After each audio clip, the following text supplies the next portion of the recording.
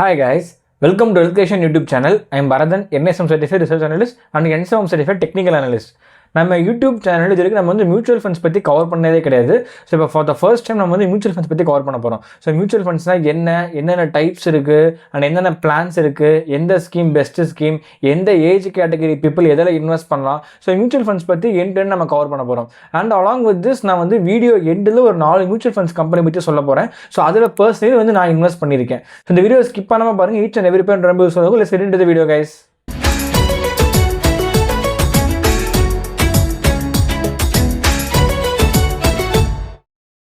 இப்போ வந்து first mutual funds என்னன்றதை பார்ப்போம். ஸோ மியூச்சுவல் ஃபண்ட்ஸ்னால் லார்ஜ் இன்வெஸ்டர்ஸ் கிட்ட இருந்து காசை புல் பண்ணி டிஃப்ரெண்ட் அசட் கிளாஸில் இன்வெஸ்ட் பண்ணுறது. அது வந்து ஈக்விட்டியாக இருக்கலாம், டெப்த்தாக இருக்கலாம், கரன்சிஸாக இருக்கலாம், பாண்டாக இருக்கலாம், ட்ரெஷரி பில்ஸு, இந்த மாதிரி வந்து நிறைய இன்ஸ்ட்ருமெண்ட்ஸ் இருக்குது. ஸோ இந்த இன்ஸ்ட்ருமெண்ட்ஸில் இன்வெஸ்ட் பண்ணுறது தான் வந்து மியூச்சுவல் ஃபண்ட்ஸ். பேசிக்காக வந்து அவங்க நிறைய காசு வந்து கலெக்ட் பண்ணுவாங்க இன்வெஸ்டர்ஸ்ட்டு. அவங்க வந்து டிஃப்ரெண்ட் அசட் கிளாஸில் இன்வெஸ்ட் பண்ணுவாங்க. ஸோ நம்ம வந்து கிளாஸிஃபை பண்ணணும்னா ஒரு சர்ஃபேஸ் லெவல் கிளாஸிஃபிகேஷன் எப்படி நம்ம பண்ணலாம்னா ஈக்விட்டி டெப்த் அப்படின்னு நம்ம ரெண்டாக ஃபஸ்ட்டு பிரிச்சுப்போம். ஈக்விட்டி மியூச்சுவல் ஃபண்ட், டெப்த் மியூச்சுவல் ஃபண்ட். இதில் பார்த்தீங்கன்னா வந்து இன்னும் 2 தனி கேட்டகரி இருக்குது. ஸோ ஈக்விட்டி டெப்த் ரெண்டுமே கலந்த மாதிரி ஒன்று இருக்குது. அது வந்து ஹைப்ரிட் மியூச்சுவல் ஃபண்ட்ஸு. அண்ட் இது மூணுமே இல்லாமல் செப்பரேட்டாக ஒன்று இருக்குது. அது வந்து இன்ஸ்ட்ருமெண்டல் ஃபண்டுன்னு சொல்லுவாங்க. ஸோ அது வந்து மோஸ்ட்டாக வந்து ஒரு அன்பாப்புலர் தீம் தான். அது நிறைய பேருக்கு தெரியாது. அது வந்து எப்படின்னா கோல்டு சில்வரில் வந்து மியூச்சுவல் ஃபண்ட்ஸ் மூலமாக இன்வெஸ்ட் பண்ணுற கணக்கு வரும்.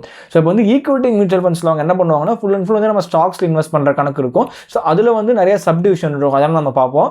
அண்ட் டெப்த் மியூச்சுவல் ஃபண்ட்ஸில் வந்து ஃபுல் அண்ட் ஃபுல் வந்து corporate bonds, treasury bills, so இதில் இன்வெஸ்ட் பண்ணுற மாதிரி இருக்கும். அண்ட் ஹைப்ரிட் மியூச்சுவல் ஃபண்ட்ஸ் ரெண்டுமே கலந்த மாதிரி இருக்கும். ஸோ ஒரு ப்ரொபோஷனில் வந்து ஈக்விட்டி இன்வெஸ்ட்மெண்ட்டு, இன்னொரு ப்ரொபோஷனில் டெப்த் ஃபண்ட்ஸும் இருக்கும். ஸோ இப்போ வந்து ஹைப்ரிட் ஃபண்ட் வந்து உங்களுக்கு ஒரு பேலன்ஸ்டாக இருக்கும். ஸோ இப்போ நெக்ஸ்ட் வந்து நம்ம இன்னொரு சப் கிளாசிஃபிகேஷன்ஸ்லாம் பார்ப்போம். இப்போ வந்து நம்ம ஆக்டிவ்க்கும் பேசிவ் ஃபண்ட்ஸ்க்கு ஒரு டிஃப்ரென்ஸ் பார்த்துடலாம். ஸோ பேசிவ் ஃபண்ட்ஸுன்றது ஜஸ்ட் வந்து இண்டெக்ஸ் ஃபண்ட்ஸை ரிப்ளிகேட் பண்ணுறது தான். இப்போ வந்து நீங்கள் நிஃப்டி 50 ஸ்டாக்ஸ் இன்வெஸ்ட் பண்ணுறீங்கன்னா ரிலையன்ஸு, ஹெச்டிஎஃப்சி, டிசிஎஸ்க்குலாம் வந்து ஒரு வெயிட்டேஜ் இருக்கும் நிஃப்டியில். ஸோ அந்த வெயிட்டேஜை அப்படியே வந்து ரிப்ளிகேட் பண்ணுவாங்க பேசிவ் ஃபண்ட்ஸில். ஜஸ்ட் இண்டெக்ஸ் ஃபண்ட்ஸில் இன்வெஸ்ட் பண்ணுற மாதிரி தான். இங்கே வந்து முக்கியமான பாயிண்ட் எக்ஸ்பென்ஸ் ரேஷியோ கிடையாது. ஒரு ஆக்டிவ் ஃபண்டு மேனேஜர் யாரும் இருக்க மாட்டாங்க பேசிவ் ஃபண்ட்ஸில். அதே ஆக்டிவ் ஃபண்ட்ஸில் வந்து உங்களுக்கு ஒரு ஆக்டிவ் ஆல்ஃபா மேனேஜர் ஒருத்தவங்க இருப்பாங்க. ஸோ அவங்க வந்து ஸ்டாக்ஸை வந்து இன்வெஸ்ட் பண்ணுவாங்க, அதுக்கு வேரி பண்ணுவாங்க. ஒரு ஸ்டாக்கை ஏற்றுவாங்க, ஒரு ஸ்டாக்கை இறக்குவாங்க, அலோகேஷன். ஸோ மார்க்கெட் பர்ஃபார்மன்ஸ்க்கு ஏற்ற மாதிரி அவங்க வந்து அதை வேரி பண்ணுவாங்க. ஸோ அதனால் வந்து எக்ஸ்பென்ஸ் ரேஷியோ அதிகமாக இருக்கும். ஸோ இதான் வந்து பேசிக் டிஃபரன்ஸ். இப்போ வந்து நம்ம டைரக்ட்டுக்கும் ரெகுலருக்கும் உள்ள டிஃபரன்ஸ் பார்ப்போம். ஸோ டைரக்ட் பிளான்ன்றது என்னன்னா டைரெக்டாக வந்து நம்ம ஒரு ஏஎம்சியில் அக்கௌண்ட் ஓப்பன் பண்ணி நம்ம டைரெக்டாக இன்வெஸ்ட் பண்ணுற கணக்கு வரும். இப்போ ஒரு ஆதித்ய பிர்லா ஏஎம்சி எடுத்துப்போம் எக்ஸாம்பிளுக்கு. ஸோ நம்ம அக்கௌண்ட் ஓப்பன் பண்ணி டைரெக்டாக ஒரு ஸ்கீமை பிக் பண்ணி நம்ம இன்வெஸ்ட் பண்ணுற மாதிரி வச்சுக்கலாம். ஸோ இங்கே வந்து நமக்கு எக்ஸ்பென்ஸ் ரேஷியோ கம்மியாக இருக்கும், என்ஏவி அதிகமாக இருக்கும், ரிட்டர்ன் பர்சன்டேஜ் ரொம்ப அதிகமாக இருக்கும் இங்கே டைரக்டில்.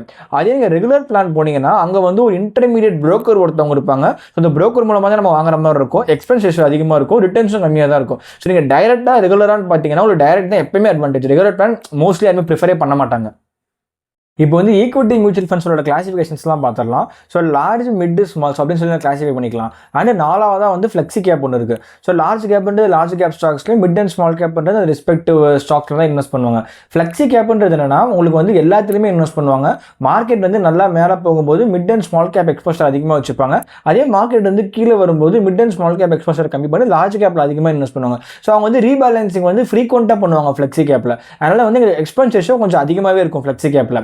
அண்ட் இப்போ நெக்ஸ்ட் முக்கியமான டவுட் என்னன்னா, இப்போ இவ்வளோ பிளான் இருக்குது ஈக்விட்டி, டெப்த்து அண்ட் ஈக்விட்டிக்குள்ளே நிறைய classifications, direct, regular and active, passive நிறைய இருக்கிறதுனால காமனாக ஒரு ரீட்டைல் இன்வெஸ்டருக்கு வரக்கூடிய டவுட் என்னன்னா, நான் எந்த பிளான் பிக் பண்ணான்ற டவுட்டு தான் வரும். ஸோ அதுக்காக அவங்க என்ன பண்ணுவாங்கன்னா டைரெக்டாக கூகுளில் போய் சர்ச் பண்ணி அதனுடைய பாஸ்ட் ரிட்டர்ன்ஸ் என்ன, பாஸ்ட் 3 இயர்ஸ் ரிட்டர்ன்ஸ் என்ன, பாஸ்ட் 5 இயர்ஸ் ரிட்டர்ன்ஸ் என்னன்றதை பார்த்து அதை வச்சு பேசிக்காக இன்வெஸ்ட் பண்ண பார்ப்பாங்க. ஸோ இதுதான் வந்து நம்ம பண்ணக்கூடிய ஃபஸ்ட்டு காமன் மிஸ்டேக். ஸோ என்றைக்குமே நீங்கள் மியூச்சுவல் ஃபண்ட்ஸ் இன்வெஸ்ட் பண்ணுறீங்கன்னா பாஸ்ட் ரிட்டர்ன்ஸை பேஸ் பண்ணி இன்வெஸ்ட் பண்ணவே பண்ணாதீங்க. ஏன்னா பாஸ்ட்டில் ஒரு கம்பெனி வந்து ஒரு பாஸ்ட் 3 இயர்ஸுக்கு வந்து ஒரு 35% சிஏஜிஆரில் க்ரோவாக இருக்குன்னா அது கேரண்டி கிடையாது உங்களுக்கு ஃபியூச்சரில் க்ரோ ஆகும்ன்றதுக்கு.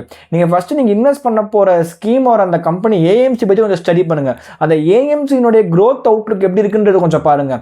இப்போ நீங்கள் ரீசெண்ட் டேஸில் பார்த்தீங்கன்னா ஆனந்த் ரெதி வெல்த் மேனேஜ்மெண்ட்ன்ற ஒரு கம்பெனி நல்லா பர்ஃபார்ம் பண்ணியிருக்காங்க. ஸோ நீங்கள் ஸ்டாக் ப்ரைஸ் வைஸ் பார்த்தாலும் கூட ஒரு 600 ரூபாயில் தான் இருந்தால் ஒரு 2 இயர்ஸுக்கு முன்னாடி.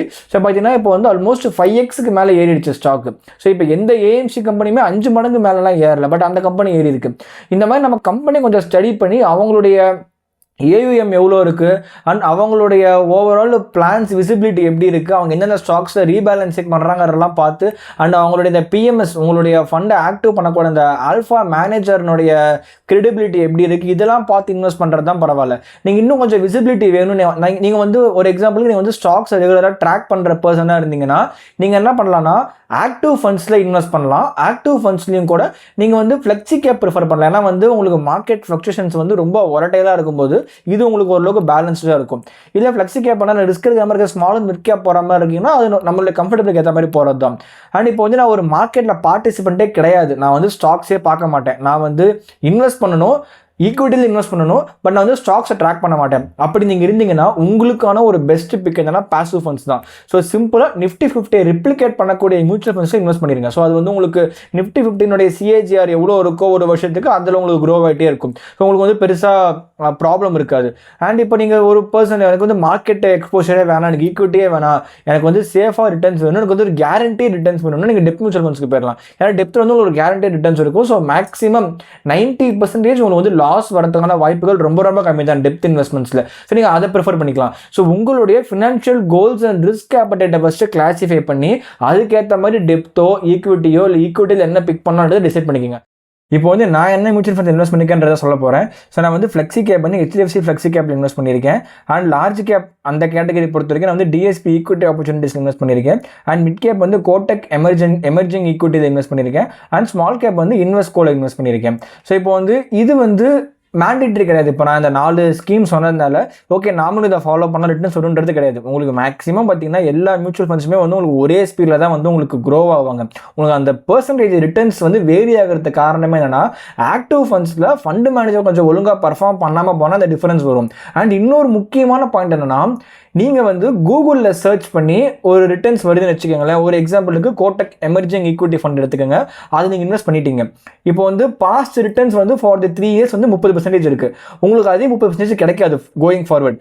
இப்போ வந்து ஃபியூச்சரில் நீங்கள் ஒரு 3 வருஷம் இன்வெஸ்ட் பண்ணிட்டீங்கன்னு கூட வச்சுக்கோங்க. இன்வெஸ்ட் பண்ணதுக்கு அப்புறமேட்டு அவங்க ப்ரொஜெக்ட் பண்ணுற ரிட்டர்ன்ஸ் உங்களுக்கு வராமல் போகிறதுக்கு வாய்ப்பு நிறைய இருக்குது. இந்த லேக் ஏன் மெயினாக வருதுன்னா நீங்கள் வந்து இர்ரெகுலர் இன்வெஸ்ட்மெண்ட்ஸ் பண்ணியிருந்தீங்கன்னா இந்த லேக் உங்களுக்கு கண்டிப்பாக இருக்கும். ஏன்னா நிறைய பேர் பண்ணுற மிஸ்டேக் என்னன்னா மார்க்கெட் நல்லா ஏற அதிகமான அமௌண்ட் இன்வெஸ்ட் பண்ணுவாங்க. அதே மார்க்கெட் இறங்கும் போது வந்து இன்வெஸ்ட்மெண்ட்ஸை ஸ்டாப் பண்ணிடுவாங்க. ஸோ அப்படி ஸ்டாப் பண்ணிட்டு நான் ப்ராப்பர் டிப் வரதுக்கு நான் வெயிட் பண்ணுவேன்னு சொல்லி உட்காருவாங்க பார்த்தீங்களா. அந்த மாதிரி டிப் வர வரைக்கும் வெயிட் பண்ணி உட்காந்து அதுக்கப்புறமேட்டு இன்வெஸ்ட் பண்ணக்கூடிய பர்சன்ஸ்க்குலாம் பார்த்தீங்கன்னா உங்களுக்கு அவங்க ப்ரொஜெக்ட் பண்ணுற ரிட்டர்ன்ஸும் உங்களுக்கும் வந்து நிறைய வேரியேஷன் இருக்கும். ஸோ அதனால் வந்து எப்பயுமே நீங்கள் ஸ்டார்ட் பண்ணிட்டீங்கன்னா ப்ராப்பராக வந்து எஸ்ஐபி பண்ண பாருங்கள். இல்லை லம்சமில் இன்வெஸ்ட் பண்ணுற மாதிரி இருக்கீங்கன்னா அதுவும் வந்து ஒரு ரெகுலர் இன்டர்வலில் இன்வெஸ்ட் பண்ணுறதுக்கு பாருங்கள். நீங்கள் வந்து விட்டு இன்வெஸ்ட் பண்ணியிருந்தால் நீங்கள் வந்து உங்களுடைய ஃபண்டு பர்ஃபார்மன்ஸுன்றது பாசிவ் ஃபண்ட்ஸை கூட பீட் பண்ணது. ஒரு சர்வேவே இருக்குது என்னென்னா 68% ஆஃப் தி மியூச்சுவல் ஃபண்ட்ஸ் பொறுத்த வரைக்கும் நம்ம இன்வெஸ்டர்ஸ் பாயிண்ட் ஆஃப் வியூவில் 68% ஆஃப் இன்வெஸ்டர்ஸ் வந்து பாசிவ் ஃபண்ட்ஸ் ரிட்டர்ன்ஸை கூட பீட் பண்ணுறது கிடையாது. ஸோ ஏன் இது மெயின் ப்ராப்ளம் என்னன்னா வந்து அவங்க இரெகுலராக இன்வெஸ்ட் பண்ணுறது தான். ஸோ நீங்கள் எந்த இன்வெஸ்ட்மெண்ட்ஸ் பண்ணாலும் நீங்கள் ரெகுலராக பண்ணால் மட்டும் தான் உங்களுக்கு ரிட்டர்ன்ஸ் கிடைக்கும். அண்ட் நீங்கள் ஓவர் தி டைம் போய்ட்டு கொஞ்சம் ஹோல்டு பண்ணணும். ஒரு 10 இயர்ஸ் 15 இயர்ஸ் அந்த மாதிரி ஹோல்டு பண்ணால் மட்டும் தான் ரிட்டர்ன்ஸ் கிடைக்கும். ஸோ நீங்கள் வந்து இமீடியட் ரிட்டர்ன்ஸ் எக்ஸ்பெக்ட் பண்ணினா அது வந்து உங்களுக்கு மியூச்சுவல் ஃபண்ட்ஸ் மோஸ்ட்டாக கிடைக்காது. And that's it for this video guys. I hope this video was useful to you. நாங்கள் நாளைக்கு ஒரு யூடியூப் லைவ் பிளான் பண்ணியிருக்கோம். ஸோ டைமிங் வந்து 11 AM. அந்த யூடியூப் லைவ்லேருந்து நாங்கள் swing trading and long term இன்வெஸ்ட்மெண்ட்ஸில் ஸ்டாக்ஸ்லாம் கவர் பண்ண போகிறோம். அண்ட் எப்படி நாங்கள் வந்து எங்களுடைய வியூ பாயிண்ட் இருக்குது ஃபார் கம்மிங் ஒரு 6 months to 1 year எந்த மாதிரி வியூ பாயிண்ட் நம்ம வச்சுக்கலாம், எந்தெந்த ஸ்டாக்ஸ்லாம் ஏற வாய்ப்பு இருக்குது, அண்ட் மார்க்கெட்டினுடைய கரண்ட் சினாரியோ எப்படி இருக்குன்னு டிஸ்கஸ் பண்ண போகிறோம். ஸோ இந்த யூடியூப் லைவ் மறக்காமல் ஜாயின் பண்ண பாருங்கள். அண்ட் நாங்கள் டெலிகிராமில் கம்யூனிட்டி மெயின்டைன் பண்ணுறோம். கம்யூனிட்டி வந்து எங்கள் ஸ்டாக் கண்டென்ட்ஸ் எங்கள் அனாலிசிஸ் எல்லாமே வந்து ஃப்ரீ ஆஃப் காஸ்ட்டில் போஸ்ட் பண்ணிட்டு இருக்கோம். இன்கேஸ் எங்கள் கம்யூனிட்டியில் மெம்பர் எல்லாம் மறக்காமல் கம்யூனிட்டி ஜாயின் பண்ணி பாருங்கள், கண்டிப்பாக யூஸ்ஃபுல்லாக இருக்கும். ஆனால் நாங்கள் போகிற ஸ்டாக் கண்டென்ட்ஸ் எல்லாமே வந்து அனாலிசிஸ் பெர்ஸ்பெக்டிவ் தான். ஸோ டைரக்ட் கால்ஸாக அவர் எடுத்துக்காதீங்க. இந்த வீடியோ யூஸ் பண்ணுச்சுன்னா லைக் பண்ணுங்கள், ஷேர் பண்ணுங்கள், சப்ஸ்கிரைப் பண்ணுங்கள். Thank you guys.